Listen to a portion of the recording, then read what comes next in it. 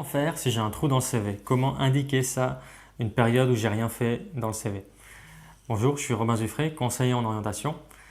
Alors, ce qu'il faut faire à ce moment-là, si vous avez un trou dans le CV, il y a deux conseils que je pourrais vous donner.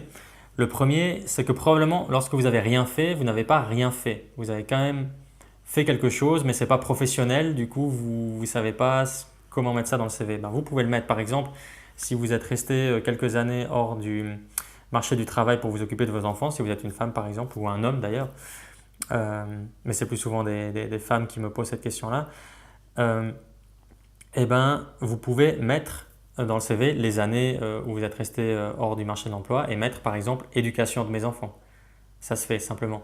Donc là, ce qui est important, c'est de tourner la chose de manière positive et active. Éducation de mes enfants.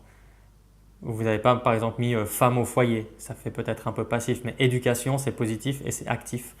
Donc mettez-le comme ça. Si vous avez été au chômage, de la même manière, ne mettez pas chômage, mettez peut-être recherche d'emploi ou effectuer divers stages, etc. Essayez vraiment d'être positif et actif. Voilà. Maintenant, une autre chose pour peut-être masquer ces trous s'il y en a, c'est dans les expériences de ne pas les classer de manière chronologique ou antéchronologique. Sinon, ben, le recruteur peut lire les expériences et voir que tout d'un coup, au milieu, il y a un trou. Si tout d'un coup, vous avez des expériences dans plusieurs domaines, au lieu de les mettre dans cet ordre-là, c'est-à-dire dans l'ordre chronologique, vous les regroupez par domaine professionnel. Et tout d'un coup, si vous avez deux ou trois domaines professionnels, eh ben, la personne pourra pas forcément, elle devra faire un effort pour tout remettre dans l'ordre et se rendre compte qu'il y a des années où il n'y a pas eu de travail. Donc ce sera moins évident pour elle.